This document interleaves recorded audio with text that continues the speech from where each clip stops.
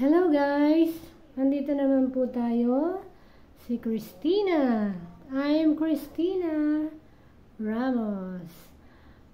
Today's video guys is about, I will share you about some tips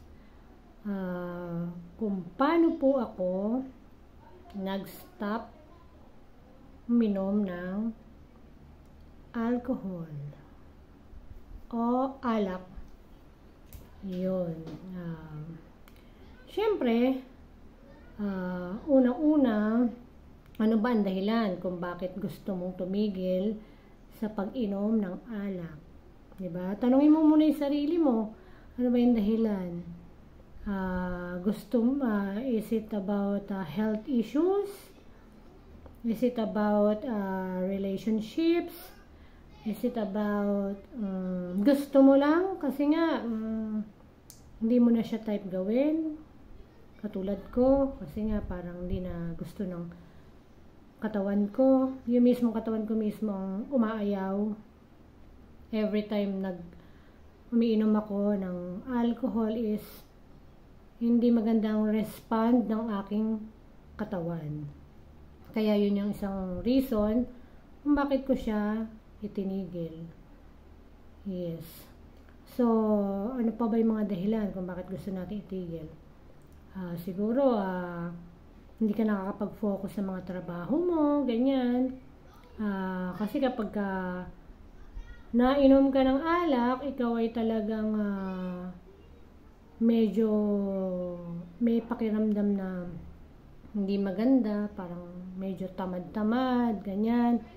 Although, nakapasok ka sa trabaho mo, pero may something sa pakiramdam na hindi ka ganun ka, sa trabaho.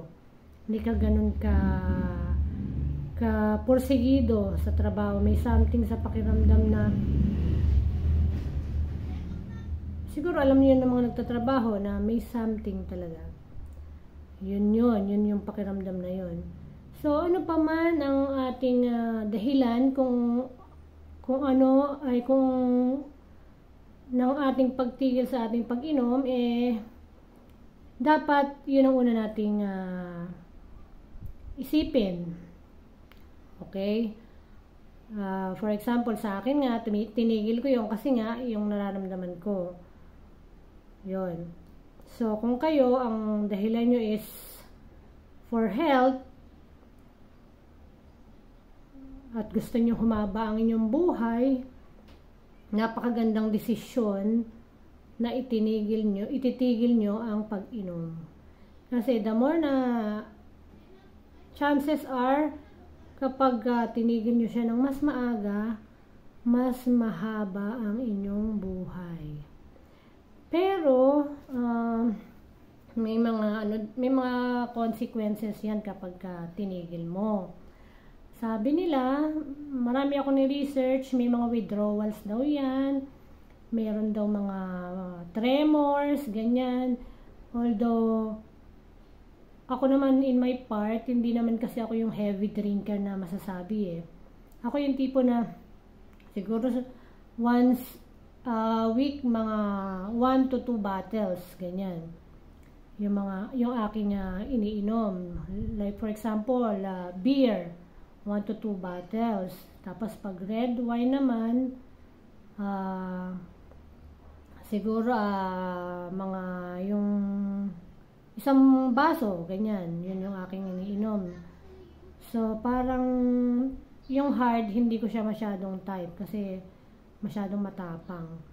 So ang iniinom ko lang yun. Saka ang favorite ko is yung Baileys. Baileys ba yun? Bailey. Parang Baileys yata. So, yun.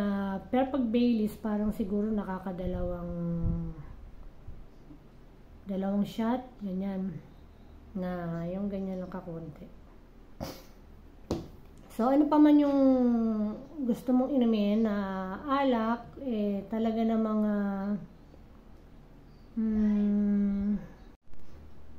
ano man yung alak na iniinom mo at gusto mo itigil, ang unang gagawin is self motivation. Siyempre, motivate mo muna yung sarili mo na itong gagawin mo is hindi madali. Hindi siya madaling gawin. So, kailangan ang motivation mo sa sarili mo talagang matindi. Oo, kung ito ay para sa ikababago ng iyong buhay, sa iyong kasi pag tinigil mo to magbabago talaga ang iyong perspective in life. Hindi ka na yung tipong ano na lang, ang iniisip mo lang is uminom na lang. So, once na pumasok ka sa thinking na gusto mo nang tumigil, medyo talagang ang motivations mo dapat mataas at saka yung talagang sa sarili mo talaga siguradong sigurado ka na. So kung nag-aalinlangan ka na gawin ito, baka mag-fail ka lang, baka after 1 week inom ka uli. So parang may mga relapse na sinasabi, yung tipong akala mo kaya mo ng 1 week, yung ika-second week hindi mo pala kinaya, nainom ka uli.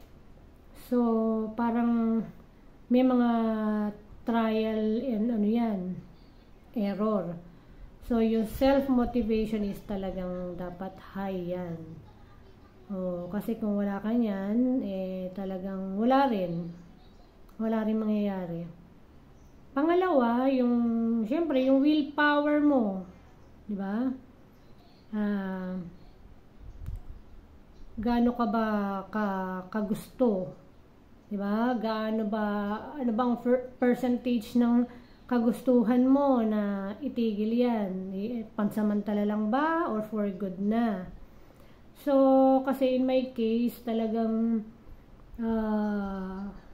naramdaman ko iba parang yun na nga, kasi sa pakiramdam ko, I am in my perimenopause stage na So, kapag ka nasa true menopausal stage ka, medyo hindi talaga siya nakakatulong sa system. Kaya sa mga nag-perimenopause, isa yan sa kabawal-bawalan. So, yun, isa yun sa dahilan. Yung perimenopause, medyo mag-worsen kapag tuloy ka pa rin sa pag-inom ng alak. Kaya yun yung isa sa tingin kong dahilan kung bakit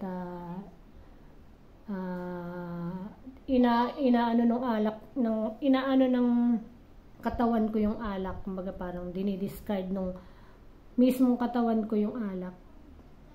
Meron siyang napakasamang effect sa brain na parang dinudurog yung brain ko, tapos yung maghapon ko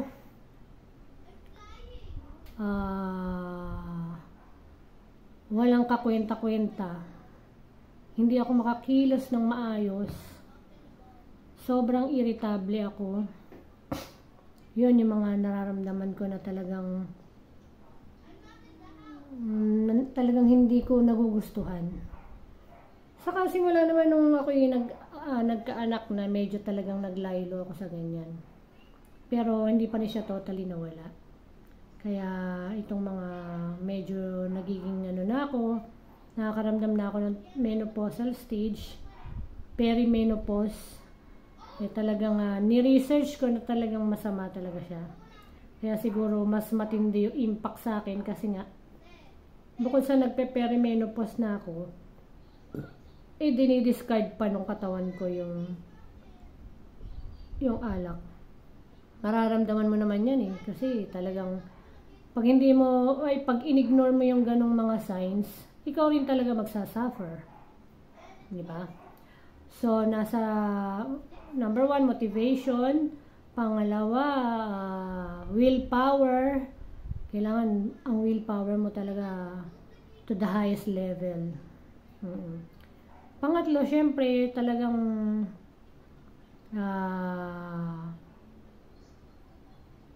keep in mind na talagang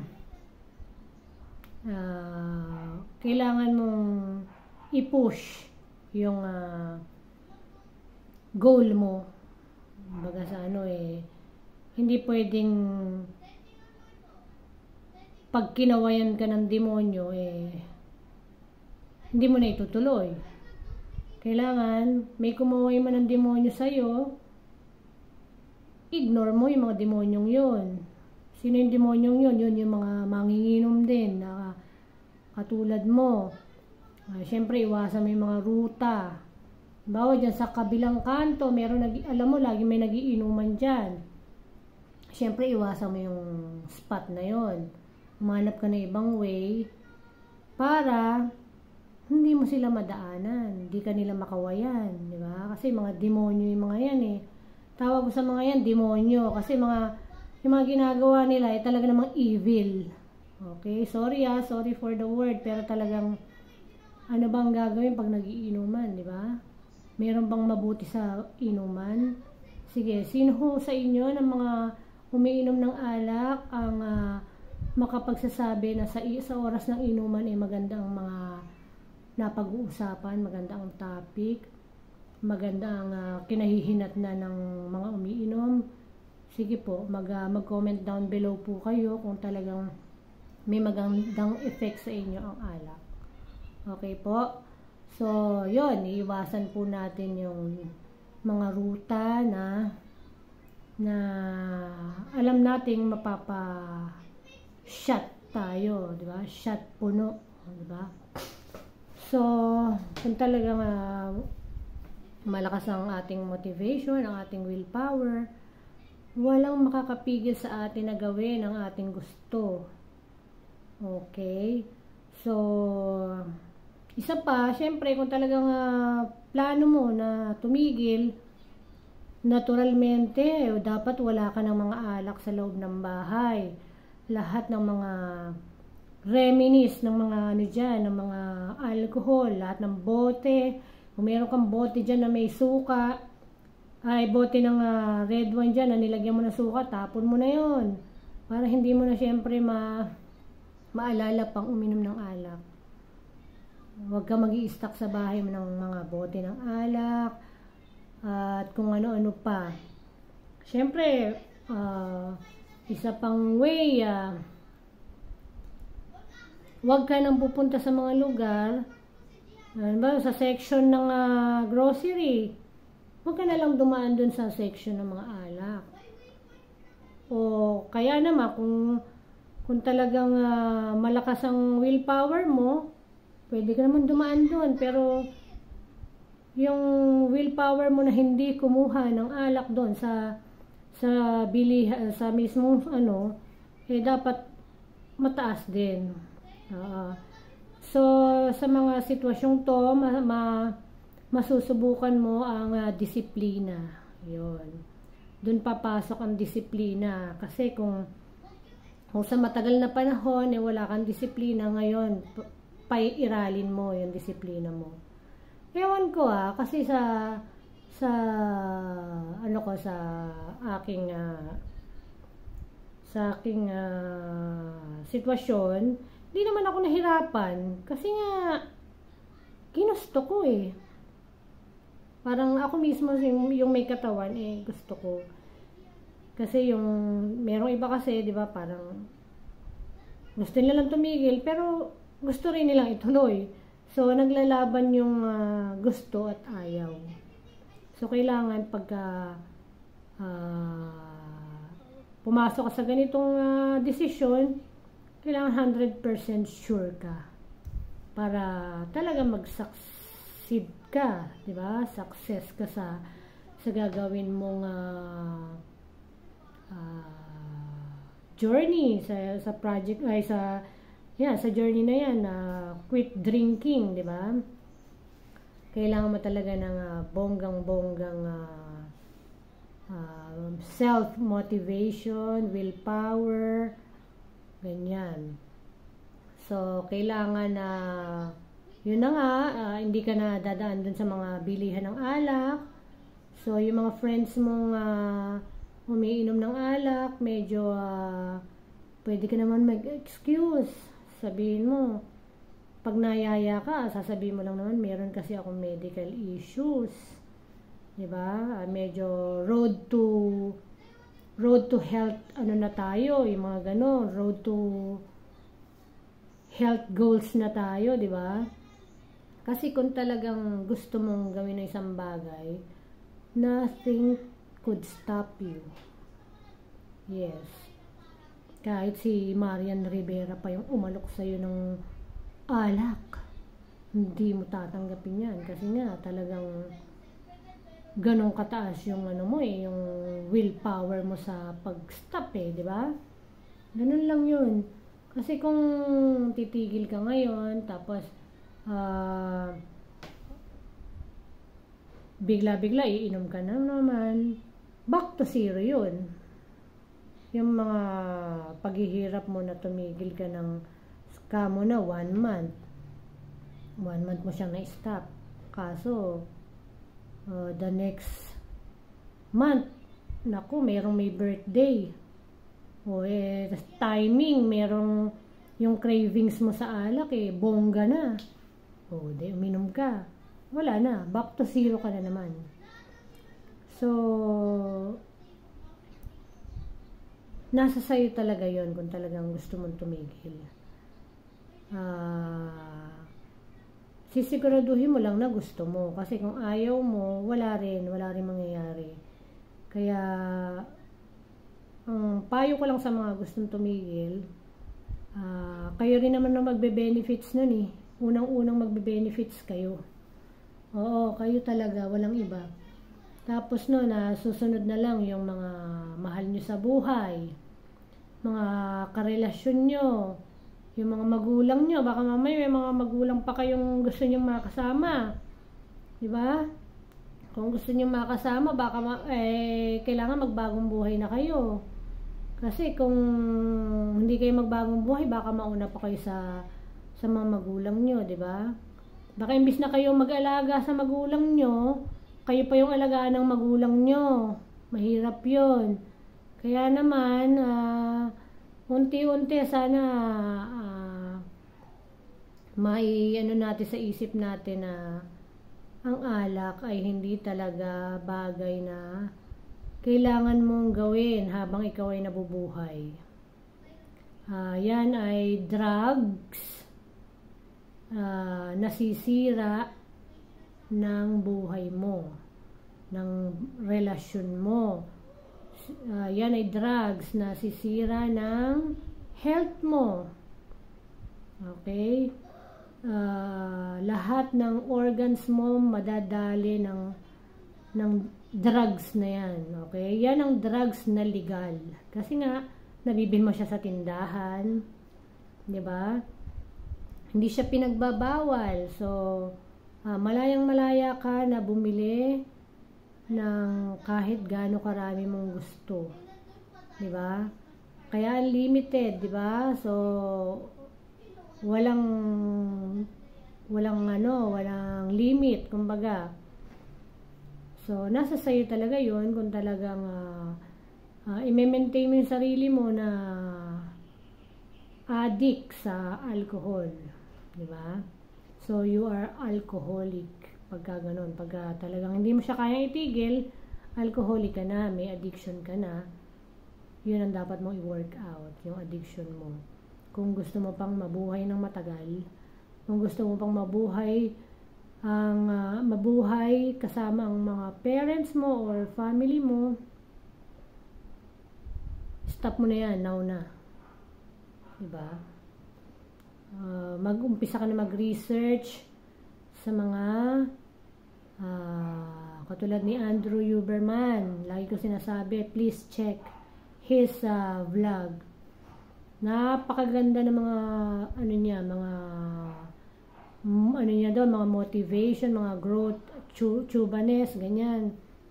Basta kayo na lang mag-search kasi para at least kayo mismo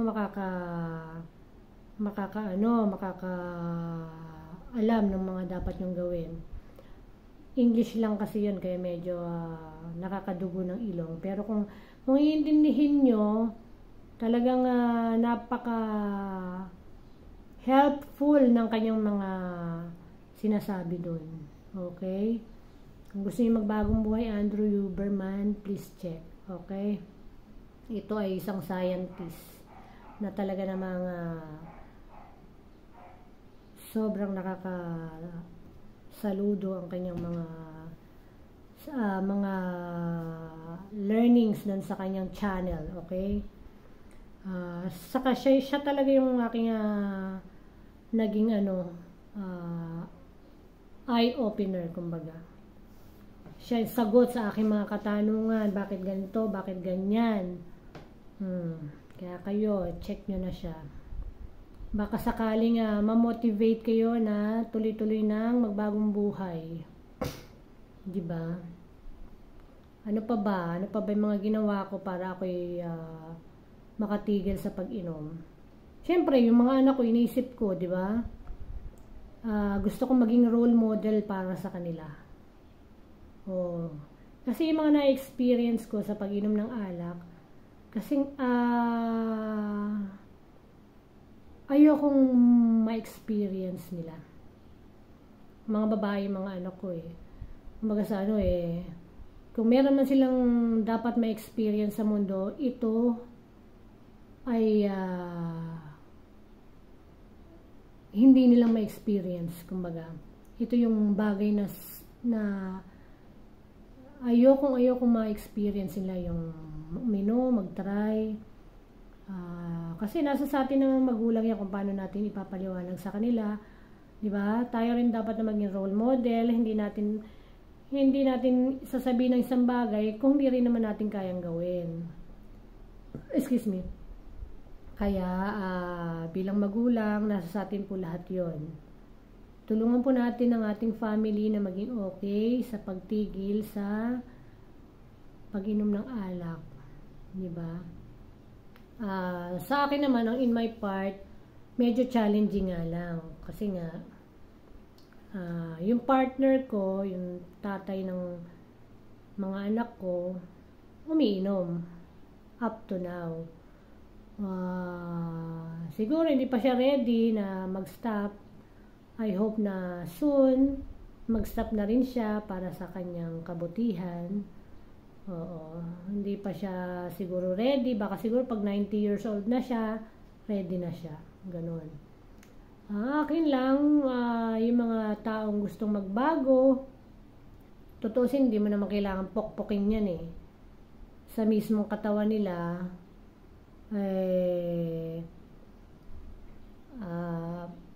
mararamdaman nila yan. So, kasi yung iba kasi, meron ako narinig, parang ginagawa nilang gamot. Yung parang pag meron silang hindi magandang pakiramdam, dinadaan nila sa pag-inom. Parang feeling nila pag uminom sila, nawawala yung nararamdaman nilang sakit. Kasi nga, ang alak, meron siyang parang pinapamanhid ka niya, diba? Yung napapa-feel numb ka. Kaya parang feeling mo nakakalimutan mo yung mga problema mo, natatanggal yung sakit mo. Feeling mo lang yun. Kaya ang ending nun, mas malala na yung sitwasyon mo. Kaya maraming yung health-related na sakit na galing sa alak Kung umpisahan nyo na mag-research ng mga health risk na dulot ng alak, masyado kayong magugulat na yung kinukonsume nyo pala bagay na binabayaran nyo para kayo ay magkasakit. So, bumibili kayo ng bagay na ipinapasok nyo sa katawan nyo para kayo ay magkasakit. Soon, nag-accumulate yan sa body nyo na hindi nyo namamalayan na meron na pala kayong sakit sa liver, may sakit na pala kayo sa puso, may sakit na pala kayo sa brain, Kasi nga, unti-unting pinapatay ng alak ang mga brain cells. Nadadamage niya ang brain cells. Yun yung mga talagang tinitira ng alcohol. Liver, heart, brain. Yan yung mga talagang nadadali ng alcohol nang hindi natin namamalayan. Basta ang alam natin, nasusolve ng alak ang ating problema kasi meron siyang inilalabas na mga chemicals sa brain na parang feeling mo is nakakabuti sa'yo. Yung pala ay hindi. Kaya sana may mga tao na magising sa pagkakatulog na ang alak ay hindi talaga gamot, na para gawin yung pang-suppress ng mga nararamdaman nyo, yan ay magpapalala ng sitwasyon nyo. Okay, kahit red wine pa yan, wala po talagang, wala nang healthy alak. Dati red wine sinasabi na healthy daw eh. Hindi na rin siya healthy. No amount of alcohol is healthy. Kaya yung mga nakasanayan noon na uy, 18 na, pwede na uminom ng alak yan, medyo bago-baguhin na po natin yung mga nakasanayan na yan. Kung ang mahal po natin ng ating mga anak, medyo baguhin po natin ang mga pananaw nila sa buhay. Hindi po nila ikamamatay kung hindi sila makatikim ng alak. Actually, mas magiging mabuhay pa sila. At ang buhay nila sa darating na future ay mas maganda, mas productive, mas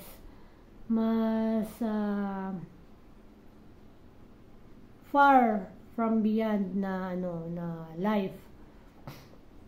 Lalo kung talagang ipupush ng mga magulang na sila ay gabayan. 'Di ba? So, kapag ikaw ay gumagabay, ikaw ay malinis. Dapat hindi ka umiinom. Siyempre, gagabayan mo sila, tapos umiinom ka. Ano naman yun, di ba? Medyo napaka-confusing naman pagka ganun.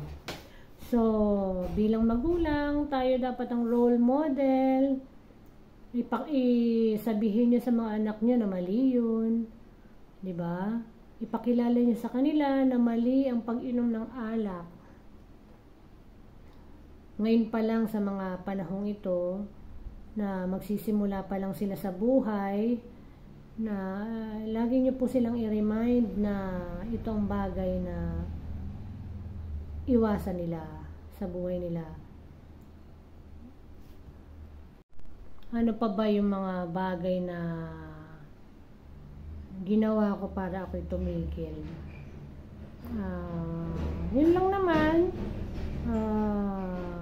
Siyempre, huwag mong kakalimutan na lagi mag-pray kay God kasi wala namang ibang makakatulong sa'yo sa lahat ng sitwasyon kundi ang Diyos na makapangyarihan sa lahat. Basta lagi ka lang mag-ask ng help, ng guidance sa Kanya. Wala kang hindi kakayanin sa buhay.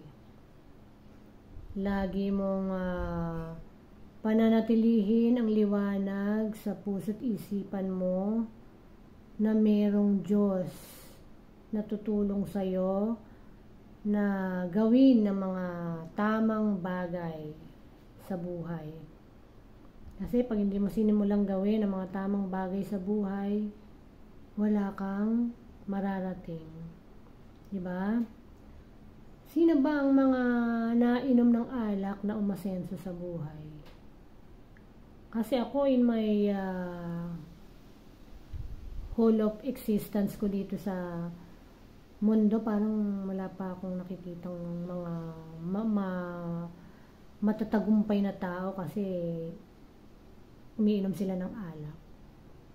Wala pa. Parang nakikita kong mga umiinom ng alak, yun yung mga taong wala naman talagang tagumpay na masasabi.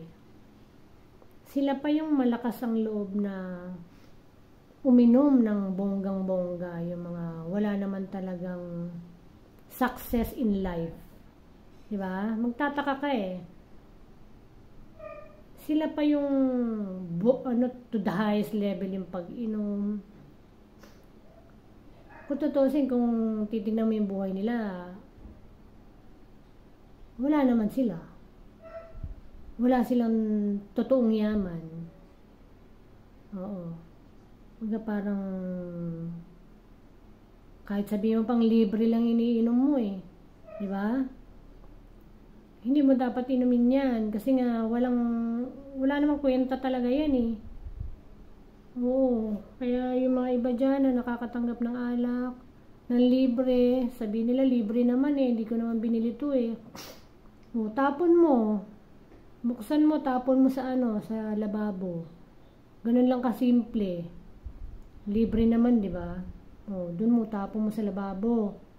Yun lang ma-advise ko sa'yo. Porket libre, inom ng inom. Eh, paano kung lagi may magbibigay? Hindi lagi kang lasing.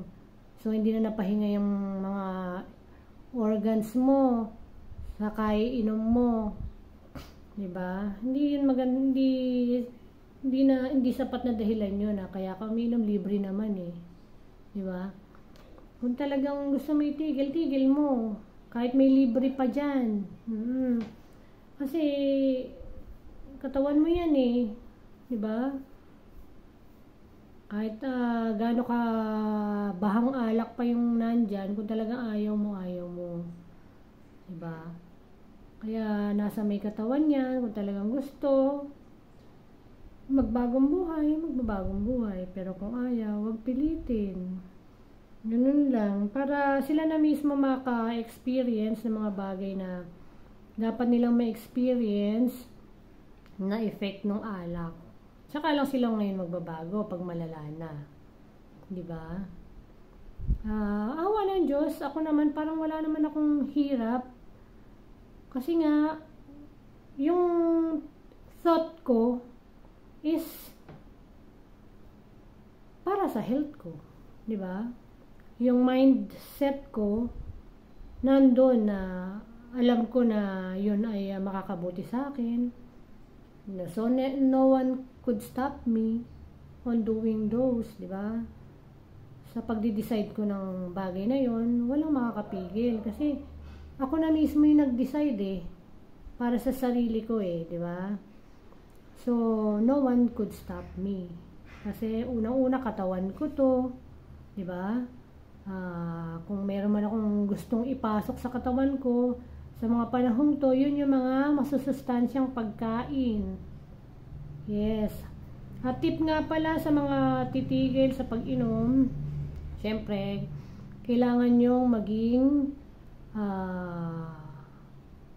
active. Kailangan nyo ipawis lahat ng mga toxins na pinasok nyo sa katawan nyo. Ano lang kayo, siguro konti-konti lang, walking lang muna. Huwag nyong agarin, huwag kayong maging harsh sa mga katawan nyo. Sabi nga ng isang little baby steps is good enough for your everyday. Ang importante, unti-unti gumagawa ka ng paraan para ma-release lahat ng toxins sa katawan mo through exercise like walking, or kung di ka man maka-walking sa bahay, huwag kang tumigil sa bubutingting ng mga dapat mong butingtingin. You really need to move a lot. Kailangan mo ipawis yan. So, magpapapawis ka, tapos kakain ka ng mga healthy foods. Yun yung mga dapat mong gawin kapag ikaw ay titigil sa pag-inom. Syempre, maaga matutulog. Lifestyle change talaga. Kaya, yung mga talagang ayaw magbagong buhay, medyo mahihirapan. Pero sabi ko nga sa inyo, kung talagang porsigido kayo, na gawin ang isang bagay, walang makakapigil sa inyo. Pero kung hindi kayo porsigido, wag nyo na lang ituloy. Tuloy-tuloy nyo na lang yung pag-inom nyo ng alak hanggang sa maramdaman nyo na lahat ng mga masasamang effect ng alak sa katawan ninyo. So itong aking journey na to talagang medyo masaya ako kasi nga talagang tulad ng ibang mga napapanood ko na nag-quit ng alcohol, nag-iba yung mga aura nila. Kasi ang alak dahil damaging nga siya, nakakatanda siya ng itsura. Tapos parang maraming changes talaga sa body mo na hindi mo napapansin. So kapag tumigil ka na, makikita mo yung sobrang laking pagbabago sa sarili mo, sa appearance mo, sa unang-una sa mind. Sobrang liwanag ng utak mo, mamamotivate ka sa araw-araw na kumilos. Hindi ka tulad nung umiinom ka pa, lagi ka may hangover, wala, tamad-tamad ka kasi nga hindi ka makakilos ng maayos dahil may hangover ka. Yun yung mga mamimiss mo pag hindi ka na umiinom ng alak. So magiging healthy ka na talaga.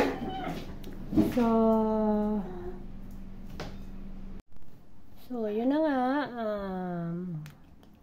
siguro that's enough advice for you guys. Basta lang talagang kailangan sa sarili nyo is talagang porsigido kayo na ituloy-tuloy ang inyong pag-stop. Lahat ng pamilya nyo magbe-benefit sa ganyan, kaya tuloy-tuloy nyo lang. Just keep going, kumbaga. Kailangan ng ang inyong kaisipan ay talaga namang well motivated, saka mataas ang willpower ninyo. Syempre ask kayo ng help kay God na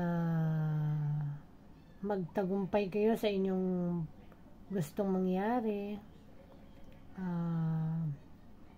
Yun lang guys, talagang self-discipline, yun talagang most important.